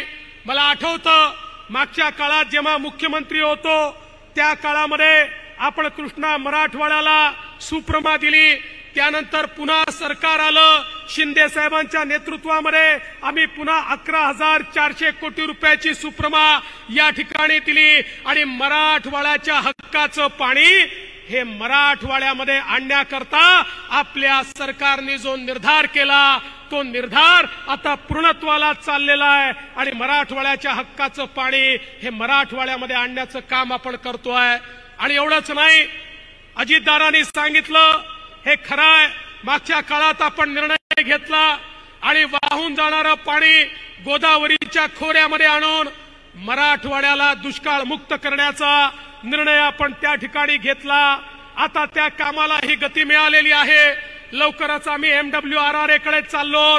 MWRRA ची मान्यता मिळाल्यानंतर वाहून जाणारं पाणी हे गोदावरीच्या खोऱ्यामध्ये आणून आमच्या मराठवाड्याला दुष्काळ मुक्त करण्याचं काम हे आम्ही त्या ठिकाणी करणार आहोत. एवढंच नाही तर मागच्या काळामध्ये मराठवाडा ग्रीडचं काम आपण सुरू केलं होतं. काही कारणाने मध्यंतरी आलेल्या सरकारने ते थांबवलं होतं. आता आपण मराठवाडा ग्रीडचा प्रस्ताव केंद्र सरकारकडे पाठवलाय आणि मी विश्वासाने सांगतो केंद्राची मान्यता मिळाल्यानंतर मराठवाडा ग्रीडचा प्रस्ताव देखील या ठिकाणी मंजूर होईल आणि आपण संपूर्ण पाईपच्या जाळ्याने गावोगावी पिण्याचं पाणी, शेतीचं पाणी हे मराठवाडा ग्रीडच्या माध्यमातून सगळ्या धरणांना जोडून मराठवाड्याला दुष्काळ मुक्त करण्याकरता एक मोठं त्या ठिकाणी पाऊल उचलणार आहोत. आणि म्हणून मला या निमित्ताने सांगायचं आहे, आपलं सरकार सामान्य माणसाच्या पाठीशी उभं आहे. जलयुक्त शिवारच्या अंतर्गत मागच्या काळामध्ये पंकजाताईंच्या नेतृत्वात या जिल्ह्यात अतिशय सुंदर काम झालं. आता जलयुक्त शिवार टप्पा 2 आपण सुरू केलाय. मला विश्वास आहे जसं मागच्या काळामध्ये बीड जिल्ह्याने जलयुक्त शिवारमध्ये पहिला नंबर पटकावला, याही वेळी बीड जिल्हाच या ठिकाणी पहिल्या क्रमांकावर जलयुक्त शिवारच्या अंतर्गत येईल आणि शेतकऱ्याच्या शेतीला पाणी देण्याकरता निश्चितपणे या ठिकाणी अतिशय उत्तम काम होईल. धनंजयजी, आपण साठवण तलावाची मागणी केली होती. मी म्हटलं परळीला चाललो आहे, पुन्हा तुम्ही विचाराल काय झालं. कालच 8ही साठवण तलावांना मी मान्यता दिलेली आहे आणि त्याचं काम देखील आता लवकरच आपण सुरू करतो. खरं म्हणजे या सरकारने घेतलेला एक एक निर्णय हा अत्यंत महत्वाचा निर्णय आहे. आज इतक्या मोठ्या प्रमाणात माता भगिनी या ठिकाणी आहे. पंकजाताई, मागच्या काळामध्ये माझी लेक भाग्यश्री सारखी चांगली योजना आपण सुरू केली. आता त्याचा पुढचा टप्पा आपण सुरू केलाय. एकनाथरावजी शिंदे यांच्या नेतृत्वामध्ये लेक लाडकी योजना सुरू केली आहे. ज्या घरामध्ये मुलगी जन्माला येईल ते घर लखपती झालं पाहिजे. मुलगी जन्माला आली की 5,000 रुपये, ती पहिल्या वर्गात गेली की 5,000 रुपये, ती 7व्या वर्गात गेली की त्या ठिकाणी 8,000 रुपये, ती 11व्या वर्गात गेली की 8,000 रुपये आणि ती 18 वर्षाची झाली की 75,000 रुपये, असे 1,00,000 रुपये ज्या घरामध्ये मुलगी जन्माला येईल ते घर लखपती करण्याचा निर्णय आपण या ठिकाणी घेतलेला आहे. आणि एवढंच नाही तर एक अजून निर्णय घेतलाय. आमच्या माता भगिनींनी त्या निर्णयाचं मोठं स्वागत केलं आहे. आता आमच्या माता भगिनींना एसटी मध्ये जो काही प्रवास आहे तो माता भगिनींकरता 50% तिकिटामध्ये आपण केलाय. 50% मोफत. माता भगिनींनी मुख्यमंत्र्यांचं टाळ्या वाजवून स्वागत केलं पाहिजे की माता भगिनींना आता 50%च पैसे लागतात. आणि आता घरच्या लोकांना सांगितलं पाहिजे की आता तालुक्याच्या ठिकाणी, जिल्ह्याच्या ठिकाणी जायचं असेल तुम्ही घरी बसा, मी जाऊन येते, कारण मी गेली तर अर्ध्या पैशातच काम होतं, हे सांगण्याची आज आवश्यकता या ठिकाणी आहे. महात्मा फुले जनआरोग्य योजना, एकीकडे देशाचे पंतप्रधान मोदीजींनी 5 लाखापर्यंतचा इलाज मोफत केला, तर दुसरीकडे एकनाथरावजी शिंदे यांच्या नेतृत्वामध्ये आपल्या सरकारने महात्मा फुले जनआरोग्य योजनेमध्ये 5 लाखापर्यंतचा इलाज मोफत केलेला आहे. त्याच्यामध्ये आता कुठली अट नाही. 12 कोटी लोकांना मोफत इलाज देण्याचं काम हे या ठिकाणी आपण करतोय. एवढंच नाही तर आता आपण महाराष्ट्रामध्ये मोदी आवास योजना सुरू केली आहे आणि मोदी आवास योजनेच्या अंतर्गत 10 लाख घरं ओबीसी करता या ठिकाणी बांधण्याचा निर्णय हा आपल्या सरकारने घेतलाय. एकीकडे SC ST करता आपण घरं बांधतोय, ओपन करता बांधतोय, पण ओबीसी करता 10 लाख घरं हे आपल्या सरकारच्या माध्यमातून या ठिकाणी बांधण्यात येत आहेत. एवढंच नाही, आमच्या अंगणवाडी सेविका असतील, गटप्रवर्तक असतील, आशा सेविका असतील, सगळ्यांच्या मानधनामध्ये 1500 ते 1700 रुपये वाढ आपल्या सरकारने या ठिकाणी केली आहे. जे निराधारचे लोक आहेत त्यांना 1000च्या ऐवजी 1500 रुपये पेन्शन करण्याचा निर्णय आपण घेतलाय आणि या व्यतिरिक्त मोठ्या प्रमाणात आमच्या मुलांच्या स्कॉलरशिपचे पैसे देखील वाढवण्याचं काम हे आपल्या सरकारने या ठिकाणी केलेलं आहे। खरं म्हणजे शिंदे साहेबांच्या नेतृत्वात सरकारने गेल्या 1.5 वर्षात केलेल्या कामांची यादी जर मी वाचली तर इतक्या मोठ्या प्रमाणात ही कामं झाली आहेत की ही यादी वाचता वाचता अपुरी पडेल। पण या निमित्ताने आज एक मागणी धनंजयजी तुम्ही पण केली आहे, पंकजाताईंनी पण केली आहे, ती म्हणजे वैद्यनाथाचं जे विकास आराखडा आपण तयार केलाय त्याला केंद्र सरकारने देखील पैसे दिले पाहिजेत। माननीय मुख्यमंत्री निश्चितपणे त्याची शिफारस करतील आणि मी स्वतः त्या ठिकाणी जाऊन मोदी सरकारकडनं तो आराखडा मंजूर करून आणीन आणि आमच्या वैद्यनाथाला या ठिकाणी प्रसाद योजनेच्या अंतर्गत निश्चितपणे जे काही काम या ठिकाणी करण्याची आवश्यकता आहे, जो काही कॉरिडॉर करण्याची आवश्यकता आहे, तो कॉरिडॉर निश्चितपणे आपण तयार करू।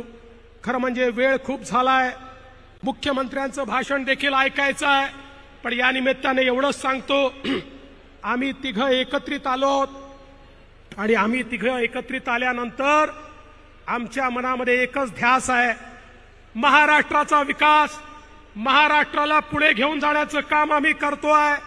पण काही लोकांना ते नको आहे, त्यामुळे ते लोक रोज ज्या प्रकारचे बेताल वक्तव्य करतात आम्ही त्याच्याकडे लक्षही देत नाही। आता काल परवा 4 राज्याच्या निवडणुका झाल्या। आता निवडणुकांमध्ये सीएम साहेबांना आणि मला प्रचाराला बोलवलं, आम्ही प्रचाराला गेलो, आम्ही गेलो तिथेही चांगला विजय मिळाला।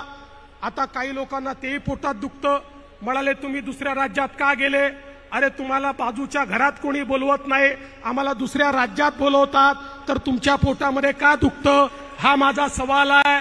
आता पुढच्या वेळेस तर अजितदादांना देखील घेऊन जाणार आहे, म्हणजे 2-4 सीटा दादा अजून वाढतील। पण हे सगळं झालं तरी आमचं लक्ष कुठे आहे? आमचं लक्ष हे महाराष्ट्रामध्येच आहे। या महाराष्ट्राला सुजलाम सुफलाम केल्याशिवाय आम्ही शांत बसणार नाही। इथले दीन दलित गोर गरीब आदिवासी शेतकरी शेतमजूर या प्रत्येकाच्या जीवनामध्ये परिवर्तन केल्याशिवाय आम्ही या ठिकाणी चूप बसणार नाही। आणि म्हणून जाता जाता केवळ एवढंच सांगतो, मगाशी आमच्या पंकजाताई म्हणाल्या की सगळ्यांना ही उत्कंठा आहे की आज या स्टेजवर पंकजाताई पण आहेत आणि धनंजय मुंडे पण आहेत। मी दोघांना विनंती एवढीच करेन की तुम्ही असेच एका स्टेजवर राहा आणि आमच्या तिघांची ताकद तुमच्या पाठीशी अशी उभी करू की परळी असेल बीड असेल काहीही पाहायची आवश्यकता नाही, आम्ही पूर्ण ताकदीने ताई तुमच्या पाठीशी आहोत। आणि तुम्ही सगळे जर एकत्रित राहिलात तर परळीचंही कल्याण होईल, बीडचंही कल्याण होईल आणि महाराष्ट्राचंही कल्याण होईल। आणि म्हणून हा मंच असाच आम्हाला दिसत राहील हा विश्वास व्यक्त करतो आणि माझं बोलणं संपवतो। धन्यवाद। जय हिंद, जय महाराष्ट्र।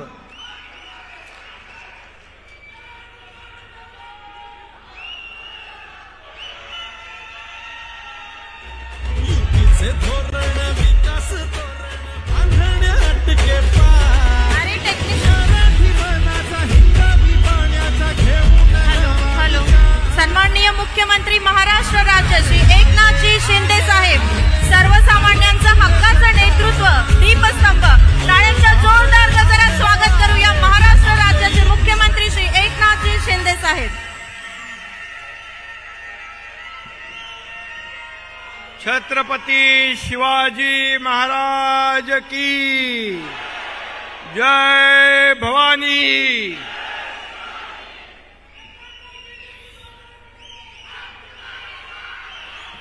शासन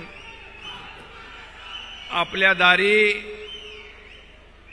या कार्यक्रमाला उपस्थित आपले लोकप्रिय उपमुख्यमंत्री देवेंद्र फडणवीसजी, आपले धडाडीचे उपमुख्यमंत्री अजितदादा पवारजी, या जिल्ह्याचे पालकमंत्री आणि कृषी मंत्री धनंजय मुंडेजी, माजी मंत्री पंकजाताई मुंडे, आमदार सुरेश धस, आमदार प्रकाश सोळंके, आमदार लक्ष्मण पवार, आमदार बाळासाहेब आसपे, आमदार नमिताताई मुंदडा, सुरेश नवले, भीमराव धोंडे, पुंडलिक खांडे, सचिन मुळूक, विभागीय आयुक्त, जिल्हाधिकारी, एसपी, सर्व मान्यवर आणि मला वाटतं इकडे नजर पोचत नाही तिथपर्यंत असलेल्या माता भगिनी इकडेही आहेत, इकडे आहेत, इकडे सरपंच, इकडे महिला भगिनी, बचत गट सगळे आणि बाहेर रस्त्यावर देखील एवढीच लोक आहेत. मला वाटतं धनंजय, आतापर्यंत झालेल्या शासन आपल्या दारी मला वाटतं 20 कार्यक्रम झाल्या, त्याच्यात सगळ्यात मोठा आणि रेकॉर्ड ब्रेक असा हा शासन आपल्या दारी तुम्ही यशस्वी केल्याबद्दल तुम्हाला सगळ्यांना मनापासून धन्यवाद, मनापासून अभिनंदन.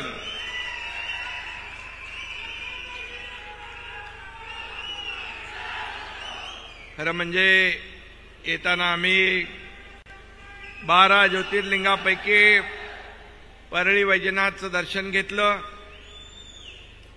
आणि आमचे मित्र, आपल्या सगळ्यांचं लोकप्रिय लोकनेते गोपीनाथराव मुंडे यांच्याही समाधीचं दर्शन आम्ही घेतलं. खरं म्हणजे हा बीड जिल्हा, परळी तालुका हा खरं म्हणजे एक ऐतिहासिक आहे. वीरशैव लिंगायत समाजाचं दैवत मन्मथ स्वामींची समाधी देखील इथं आहे. मराठवाडा मुक्ती संग्रामात शहीद झालेल्या बीड जिल्ह्यातल्या शूरवीरांना देखील मी विनम्र आदरांजली अर्पण करतो. आणि आपल्या सगळ्यांनाच खरं म्हणजे धनंजय मुंडे यांनी फार मोठी मिरवणुकीची तयारी केली होती, परंतु पुन्हा मुंबईमध्ये महत्वाचे कार्यक्रम असल्यामुळे धनंजयला आम्ही विनंती केली आणि तुम्हालाही मनापासून मी धन्यवाद देतो की आपण जी तयारी केली, एवढ्या मोठ्या प्रचंड प्रमाणामध्ये आपण उपस्थित झालात, हेलिकॉप्टरने पुष्पवृष्टी झाली, एक ऐतिहासिक सोहळा या ठिकाणी आपल्याला पाहायला मिळतोय, ऐतिहासिक सोहळा. आणि आम्ही येताना आमच्या तिघांच्या बरोबर पंकजाताईला पण विमानातून घेऊन आलो आणि हेलिकॉप्टरमध्ये धनंजयला पण घेतलं आणि सगळ्यांना एकत्र घेऊन या व्यासपीठावर आलेलो आहे. आता धनंजयनी सांगितलंय या बीडचा विकास आपण सगळ्यांनी एकत्र येऊन करू, एक दिलाने करू. सरकार आपल्या पाठीशी आहे. सरकार हे सर्वसामान्यांचं आहे, हे गोरगरिबांचं आहे, हे कष्टकऱ्यांचं आहे, या महिला भगिनींचं आहे. आणि म्हणूनच शासन आपल्या दारी जवळपास 20 कार्यक्रम झाले. मला आपल्याला सांगायला समाधान वाटतंय की जवळपास 1,84,00,000 लोकांनी या शासन आपल्या दारीचा फायदा घेतलाय, लाभ घेतलाय. खरं म्हणजे योजना, निर्णय, लाभ, लाभार्थी हे सगळं ठरलेलं असतं, परंतु लाभ घेण्यासाठी, लाभ मिळवण्यासाठी ज्या चक्रा माराव्या लागतात, जे खेटे घालावे लागतात, ते आपल्या सरकारमध्ये लागता कामा नये. म्हणून आम्ही ठरवलं की शासन छताखाली एका जाऊन आपल्या दारी जाऊन या सगळ्या सुविधा आणि लाभ देण्याचा निर्णय आम्ही घेतला. खरं म्हणजे मी जिल्हाधिकारी, सर्व अधिकारी यांचं मनापासून अभिनंदन करतो, अगदी कर्मचाऱ्यांपर्यंत की गावागावामध्ये जाऊन लाभार्थ्यांना शोधणं, त्यांची नोंद करणं, हे मला वाटतं कधी कधी कुणी पाहिलं नसेल. परंतु ही देखील एक स्पर्धा लागलेली आहे प्रशासनामध्ये. कारण शेवटी आज आपण पाहिलं की लाभार्थी व्यासपीठावर होते, लाभार्थी आपापले लाभ घेऊन गेले. जवळपास या ठिकाणी आज आपण 749 कोटी रुपयांचे लाभ या ठिकाणी वाटतोय. 749 कोटी. आणि म्हणून 286 कोटींचा परळी वैजनाथ ज्योतिर्लिंग विकासाचा देखील आज भूमिपूजन झालेलं आहे. आणखी काय काय मगाशी धनंजय यांनी सांगितलं की आपल्याला मिळालेला निधी, या ठिकाणच्या विकासाला सरकारने दिलेली साथ. पण एक मात्र आणखी ते सांगायला विसरले, ते मी या ठिकाणी सांगू इच्छितो की नगरोत्थानमधून कालच मी सही करून एक नगरोत्थान टप्पा 2 मध्ये 141 कोटीला मान्यता दिलेली आहे. आणि हा GR देखील आहे. आम्ही फक्त बोलत नाही तर करून दाखवतो आणि केल्यावर बोलतो. पण आज काही लोक म्हणतात पत्रकार परिषद घेऊन की हा शासन आपल्या दारी, हा सरकारचा बोगस कार्यक्रम आहे. मला सांगा, तुम्ही हजारो लोक या ठिकाणी उपस्थित झालात. या व्यासपीठावरून अनेक लोकांनी लाभ घेऊन गेले. जे 2.5 वर्ष घरी बसले त्यांना काय कळणार शासन आपल्या दारीचं महत्व? काय कळणार शेतकऱ्यांच्या, कष्टकऱ्यांच्या आणि माता भगिनींच्या वेदना? आणि म्हणून ज्यांनी 2.5 वर्ष घरात बसून बोगसगिरी केली त्यांनी या कार्यक्रमाला बोगस म्हणावं, हा तमाम या शासन आपल्या दारीमध्ये आलेल्या लोकांचा अपमान आहे. आणि म्हणून मी आपल्याला एवढंच सांगतो, या शासन आपल्या दारी हा जो कार्यक्रम आहे हा सर्वसामान्य लोकांसाठी आहे, सर्वसामान्यांना न्याय देण्यासाठी आहे. हे सरकार तुमचं आहे, हे सरकार आपलं आहे. आणि म्हणून आपल्या सरकारमध्ये असणाऱ्या योजना, त्यांची अंमलबजावणी काटेकोरपणे झाली पाहिजे. म्हणून आपला हा आटापिटा आहे. आणि म्हणूनच मी आपल्याला एवढंच सांगेन की कुठल्याही परिस्थितीमध्ये आम्ही बिलकुल, मगाशी अजितदादाही म्हणाले, देवेंद्रजी म्हणाले, त्यांच्या पायाखालची वाळू सरकली आहे, काय करावं सुचत नाही. एवढ्या मोठ्या मोठ्या संख्येने लोक या शासन आपल्या दारी या कार्यक्रमाला येऊ लागले. निवडणुकीमध्ये काय होणार? आणखी पुढे कार्यक्रम आहेत. पुढच्या गेल्या आठवड्यामध्ये ग्रामपंचायतीच्या निवडणुकांमध्ये आपल्या महायुतीला 2/3 पूर्ण बहुमत मिळालं. ही पोटदुखी आहे. आणि ही पोटदुखी त्यांच्या छातीत धडकी भरवणारी आहे. परंतु आम्ही त्यांना कामाने उत्तर देतोय. तुम्ही किती आरोप केले तरी सुद्धा डबल तेवढ्या ताकदीचं काम सरकार केल्याशिवाय राहणार नाही. आणि म्हणून काल परवाच्या दिवशी जे निकाल लागले ते निकाल पाहिल्यानंतर मोदीजींची जी काही लाट या देशामध्ये लोकांनी पाहिली, मोदीजींचा करिश्मा संपला असं म्हणणाऱ्यांना मुंहतोड जवाब या देशातल्या जनतेने दिलेला आहे. आणि म्हणूनच आपण देखील केंद्र सरकार आणि राज्य सरकार मिळून हे डबल इंजिनचं सरकार काम करतंय. आपल्याला केंद्राचंही पाठबळ आहे. मला सांगा, गेल्या 9 वर्षामध्ये आदरणीय प्रधानमंत्री महोदयांनी जे केलेलं काम आहे ते गेल्या 50-60 वर्षात आधीच्या राज्यकर्त्यांना दुर्दैवाने करता आलं नाही. आणि म्हणूनच काल परवाच्या निवडणुकांमध्ये साप धुव्वा उडवलाय जनतेने. आणि येणाऱ्या 2024च्या लोकसभेच्या निवडणुकामध्ये देखील पुन्हा नरेंद्र मोदीच याच्यावर शिक्कामोर्तब जनतेने केलंय, लोकांनी केलंय, याचीच पोटसूळ आहे. आणि म्हणून मला सांगा, मोदीजींनी गेल्या 9 वर्षामध्ये एक तरी सुट्टी घेतली आहे? एक तरी दिवाळी त्यांनी कुटुंबाबरोबर साजरी केली आहे? दिवाळीला ते सेना आपल्या बॉर्डरवर जातात, आपल्या सेनेतल्या जवानांबरोबर, लष्कराबरोबर दिवाळी साजरी करतात. आणि असा प्रधानमंत्री आपल्या देशाला लाभला, हे आपलं भाग्य आहे. आणि म्हणून शासन आपल्या दारीच्या माध्यमातून जे जे लोक आरोप करतील, माझ्या माय भगिनी इकडे बसलेल्या आहेत, सरपंच आहेत, बांधव आहेत, यांना जे आपले टिंगल टवाळी करतायत, बदनामी करतायत, त्यांना वेळ येईल तेव्हा आपल्याकडून योग्य उत्तर गेल्याशिवाय राहणार नाही, अशा प्रकारचा देखील विश्वास मी या ठिकाणी व्यक्त करतो. आणि रोज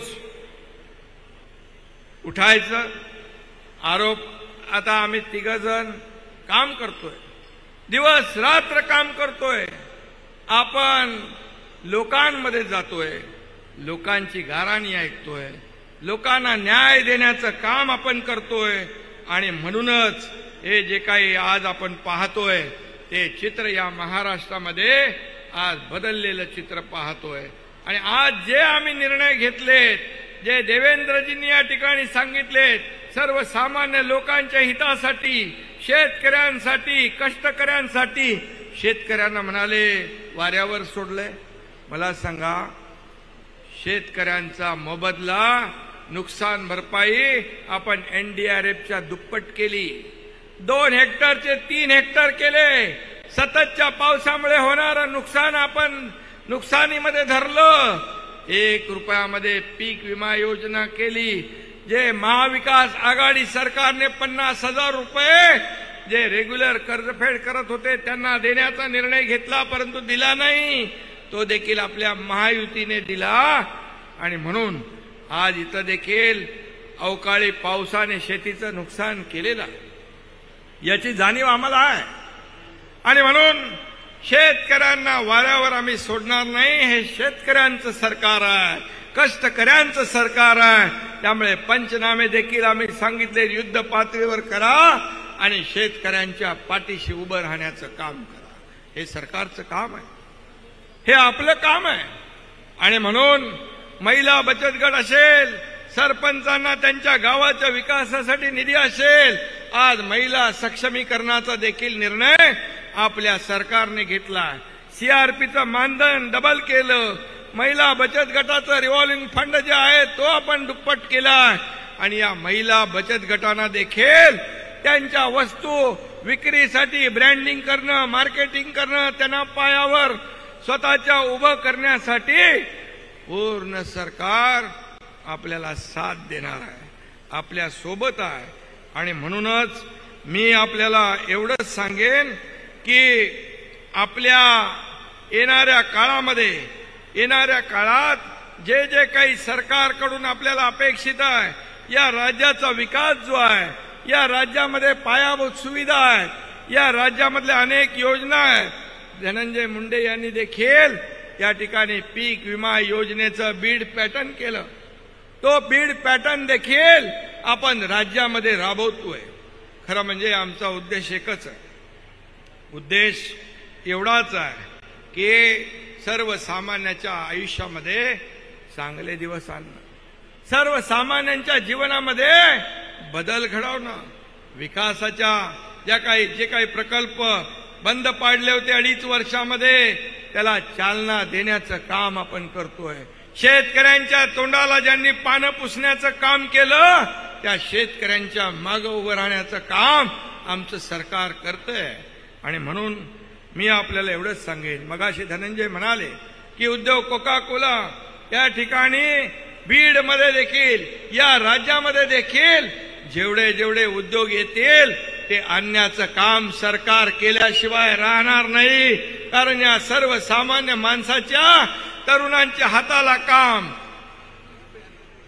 देण्याचा निर्णय सरकारने घेतला आणि म्हणून या राज्यात अनेक उद्योग येतात.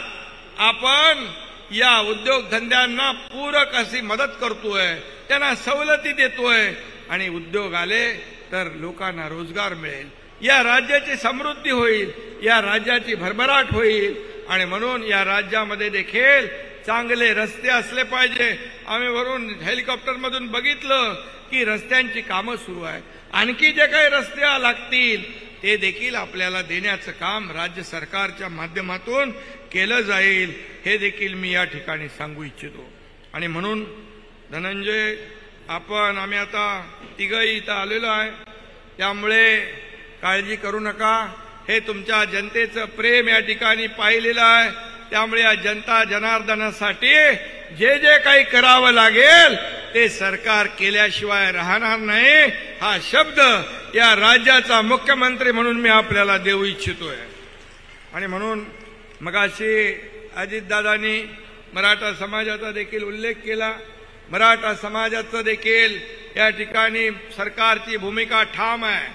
मराठा समाजाचं आरक्षण देत असताना इतर कुठल्याही घटकावर, इतर कुठल्याही समाजावर अन्याय न करता मराठा समाजाला त्याचं हक्काचं, टिकणारं, कायद्यामध्ये बसणारं आरक्षण देणं ही आमची जबाबदारी आहे आणि ते आम्ही देणार, हा देखील विश्वास मी या ठिकाणी आपल्याला देऊ इच्छितो. आणि म्हणून शासन आपल्या दारी हा अतिशय मोठा कार्यक्रम आज आपला या ठिकाणी झालाय. मगाशीच मी सांगितलं की आतापर्यंतच्या जेवढ्या शासन आपल्या दारी झाले त्याचा उच्चांक, रेकॉर्ड ब्रेक आजच्या या कार्यक्रमाने आपण केलेला आहे.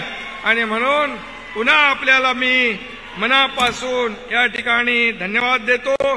मनापासून धनंजय, तुमचं अभिनंदन करतो, शुभेच्छा देतो. जय हिंद, जय महाराष्ट्र.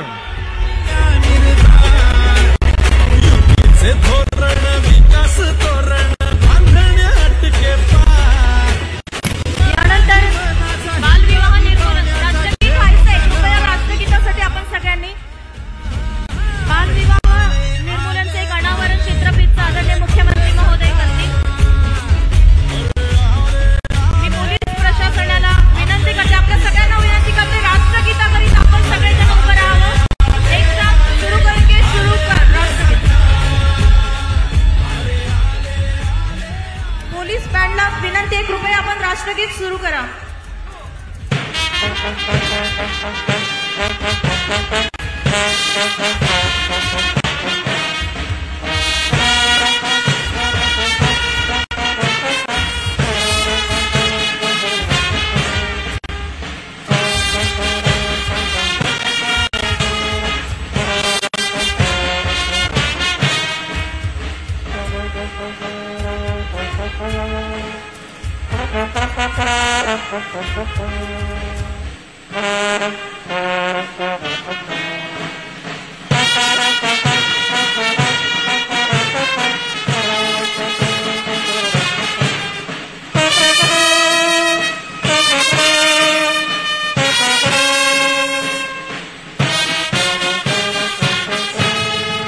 भारत माता की. विचारपीठावरील उपस्थित सर्व मान्यवरांचं जिल्हा प्रशासन बीडच्या वतीने मनपूर्वक आभार. या कार्यक्रमाला उपस्थित सर्व अधिकारी